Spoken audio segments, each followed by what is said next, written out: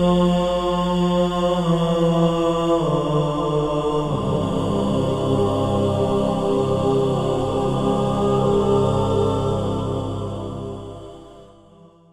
اللہ الرحمن الرحیم الحمد للہ رب العالمین وصلی اللہ علی محمد وآلہ الطاہرین۔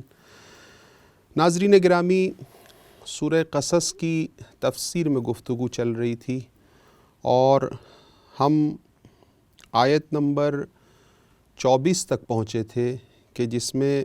حضرت موسیٰ علیہ السلام جب مصر سے مدین کی جانب آتے ہیں تو سب سے پہلے ان کا سامنا حضرت شعیب کی 2 بیٹیوں سے ہوتا ہے کہ جو اپنے مویشیوں کو پانی پلانا چاہتی ہیں اور حضرت موسیٰ ان کی مدد فرماتے ہیں۔ اس کے بعد حضرت موسیٰ علیہ السلام ایک سائے میں بیٹھتے ہیں اور پروردگار متعال سے رزق کی دعا کرتے ہیں۔ جب حضرت موسیٰ علیہ السلام نے ان 2 خواتین کی مدد کی تو اب قصہ تفصیلی یہ ہے کہ یہ حضرت موسیٰ جب ان کے ہمراہ حضرت شعیب کے پاس چلے تو اب اگلی آیت یہ کہتی ہے کہ فَجَاءَتْهُ إِحْدَاهُمَا تَمْشِي عَلَى اسْتِحْيَاءٍ، پھر ان دونوں لڑکیوں میں سے ایک شرم و حیا کے ساتھ چلتی ہوئی حضرت موسیٰ کے پاس آئی اور کہنے لگی کہ میرے والد آپ کو بلا رہے ہیں تاکہ آپ کو ہمارے مویشی سیراب کرنے کا صلہ دیں اور اس کی پاداش اور اس کا اجر دیں، ہمارے بابا آپ کو بلاتے ہیں۔ قالت ان ابی یدعوک، تو ان میں سے 2 لڑکیوں میں سے ایک نے کہا، حضرت شعیب کی جو 2 بیٹیاں تھیں ان میں سے ایک نے کہا کہ میرے بابا آپ کو بلا رہے ہیں لیجزیک اجر ما سقیت لنا، تاکہ آپ کو اس کام کا صلہ دیا جائے، اس مہربانی کا کہ جو آپ نے ہمارے حق میں یعنی ہمارے مویشیوں کو سیراب کر کے۔ فلما جاءہ وقص علیہ القصص، تو حضرت موسیٰ علیہ السلام حضرت شعیب کی خدمت میں جاتے ہیں اور پھر حضرت شعیب ان سے ماجرا پوچھتے ہیں، واقعہ پوچھتے ہیں کہ کیا آپ کے ساتھ پیش آیا۔ حضرت موسیٰ ان کو اپنا واقعہ، اپنی رودات سناتے ہیں کہ اس طرح سے میں قبطی اور سبطی کے جھگڑے میں پھنس گیا تھا، وہاں اس طرح سے فرار ہو کے آپ کے پاس آیا ہوں۔ تو فلما جاءہ، جب حضرت موسیٰ شعیب کے پاس گئے، وقص علیہ القصص، اور اپنا ماجرا ان کے سامنے پیش کیا، تو قال، حضرت شعیب نے کہا کہ لا تخف نجوت من القوم الظالمین، کہا کہ اب ڈرنے کی ضرورت نہیں ہے، تم ظالم قوم سے اب چھٹکارا اور نجات پا چکے ہو، اس لیے کہ فرعون اور فرعونیوں کا دائرہ حکومت مدین سے ہٹ کر تھا اور مدین میں ان کی پہنچ نہیں تھی۔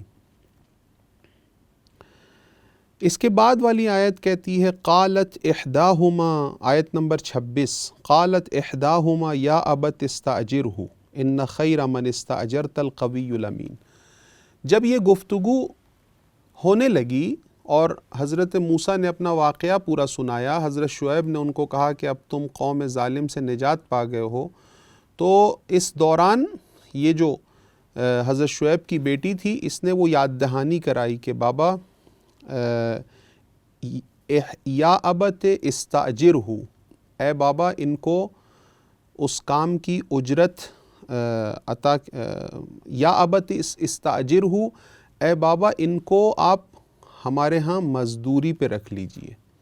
ان کو نوکری پہ رکھ دیجئے۔ ان خیر من استاجرت القوی الامین، کیونکہ ہم نے یہ مشاہدہ کیا ہے اب تک ان کے برتاؤ اور رویے سے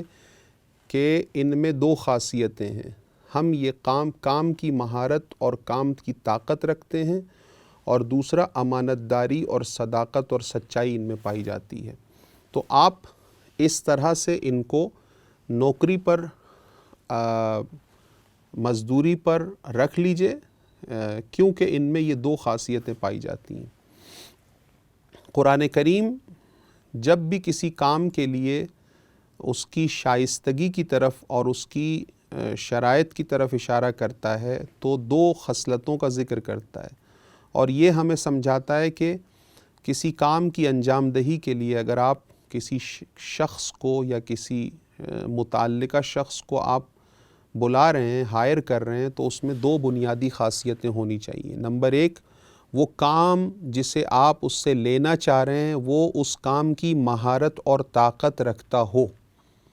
یہ چاہے طاقت بدنی ہو چاہے طاقت ذہنی ہو، جس کو ہم کہتے ہیں کہ اس فیلڈ کی اسپیشلائزیشن اس کے پاس موجود ہو، ایک مہارت ملکہ ہو۔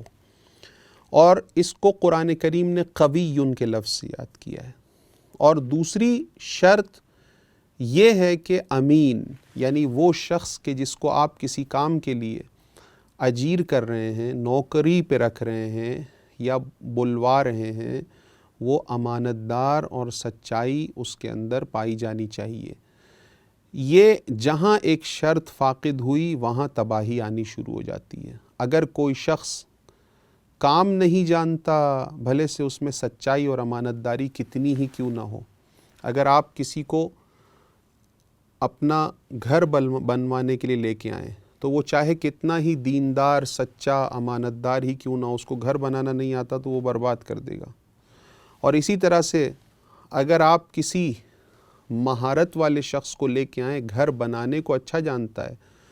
اس کی جو انجینئرنگ ہے وہ بہت اچھی ہے، وہ مہارت، لیکن اس میں امانت داری اور سچائی نہیں ہے تو وہ دھوکہ دے گا، آپ کو نقصان پہنچائے گا۔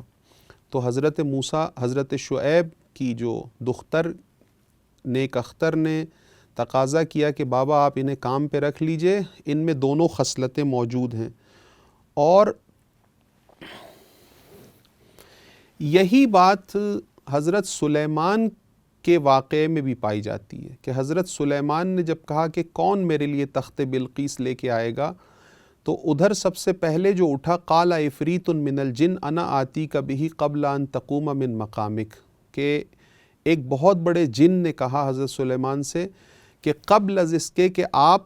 اپنی جگہ سے اٹھیں، اس سے پہلے میں وہ تخت لا کے حاضر کر دوں گا۔ وَإِنِّي عَلَيْهِ لَقَوِيٌّ امین، اور اس کام کے لیے میرے اندر دو خصلتیں جو ہونی چاہیے تھیں وہ ہیں، میں قوی بھی ہوں اور میں امین بھی ہوں، یعنی طاقت، مہارت، شائستگی بھی ہے، اور امانت داری اور صداقت اور سچائی بھی میرے اندر موجود ہے۔ تو یہ اس آیت کا پیام ہے۔ اب ظاہر سی بات ہے کہ اس لڑکی نے حضرت شعیب کے ابتدا سے لے کے ابھی تک کے رویے سے یہ بخوبی اندازہ لگا لیا تھا کہ حضرت موسیٰ کے اندر امانت داری بھی موجود ہے، حیا و شرم بھی موجود ہے، اور کام کرنے کی طاقت اور مہارت بھی موجود ہے۔ قال، آیت نمبر 27، قال، حضرت شعیب نے کہا کہ انی ارید ان انکحک احدی ابنتی ہاتین علی ان تأجرنی 8 حجج فإن اتممت 10 فمن عندک وما ارید ان اشق علیک ستجدنی ان شاء اللہ من الصالحین۔ معاف کیجیے گا۔ تو حضرت شعیب نے کہا کہ میں چاہتا ہوں کہ اپنی ان 2 بیٹیوں کا، جو 2 بیٹیاں سامنے حاضر ہیں، پتہ یہ چلتا ہے آیت کے لحن سے، آیت کے لہجے سے، اپنی ان 2 بیٹیوں میں سے ایک کا نکاح تمہارے ساتھ کروا دوں، اور اس نکاح کا مہر یہ ہو، اس نکاح کا بدلے میں، اس نکاح کے تم میرے پاس 8 حج یعنی 8 سال کام کرو اور مزدوری کرو۔ فَإِنْ أَتْمَمْتَ 10 فَمِنْ عِنْدِكَ، اور اگر تم 8 کے بجائے 10 سال کام کرو تو یہ تمہارے اپنے اختیار میں ہے، اور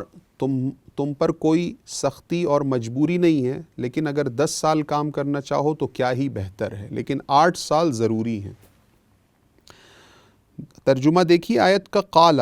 حضرت شعیب نے کہا موسیٰ سے علیہ السلام سے کہ انی اریدو، میں چاہتا ہوں کہ ان انکحک، میں تمہارا نکاح کروں، احدی ابنتی ہاتین، ان 2 میں سے کسی ایک بیٹی کے ساتھ، علی ان تأجرنی، اس شرط پر کہ تم میرے پاس نوکری کرو گے، مزدوری کرو گے اور اجیر میرے بنو گے 8 حجج یعنی 8 حجوں تک، ہر سال ایک حج کا موسم آتا تھا، تو اس سے پتہ چلتا ہے کہ اس دور میں بھی حج کی رسم و رسومات اور روایت قائم تھی اسی طرح سے۔ 8 سال تک میرے پاس تم خدمت کرو گے، فَإِنْ أَتْمَمْتَ عَشْرًا فَمِنْ عِنْدِكَ، اگر تم نے 8 کے بجائے 2 سال اور 10 سال خدمت کی تو یہ تمہارے اپنے پاس سے ہوگا، اختیار سے ہوگا۔ وَمَا أُرِيدُ أَنْ أَشُقَّ عَلَيْكَ، اور میں تمہیں کسی تکلیف میں اور مشقت میں نہیں ڈالنا چاہتا ہوں، اگر تم 8 سال بھی کافی ہے۔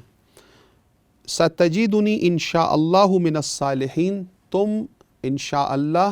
مجھے، یعنی حضرت شعیب یہ موسیٰ سے علیہ السلام سے کہہ رہے ہیں کہ تم مجھے ان 8 سالوں میں یا ان 10 سالوں میں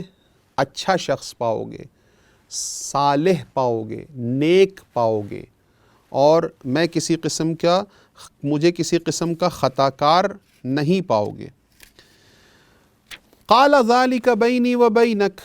أيما الأجلين قضيت فلا عدوان علي والله على ما نقول وكيل، حضرت موسیٰ نے بھی حامی بھری، کہا ذلك بيني وبينك، یہ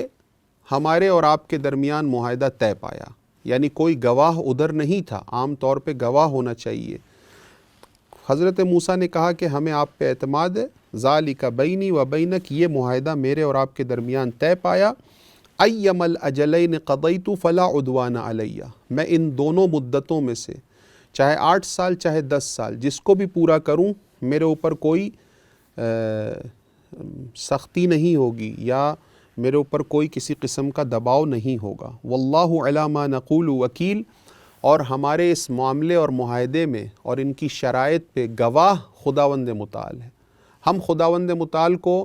اپنا وکیل، کارساز اور گواہ ٹھہراتے ہیں اس مطلب پہ۔ تو روایات میں تو ہے کہ بہرحال حضرت موسیٰ علیہ السلام نے وہ 10 سال مکمل کیے۔ پھر یہ داستان جو حضرت موسیٰ کی حضرت شعیب کے پاس جو 8-10 سال انہوں نے گزارے، یہ داستان اسی آیت پر اختتام پذیر ہوتی ہے۔ اگلے سیشن میں، اگلے درس میں ہم انشاءاللہ آپ کو حضرت موسیٰ علیہ السلام کی داستان کا نیا موڑ کے مدین سے واپس جو مصر کی طرف اپنے اہل و عیال کو لے جا رہے تھے اس کی طرف اشارہ کریں گے۔ وآخر دعوانا ان الحمد للہ رب العالمین۔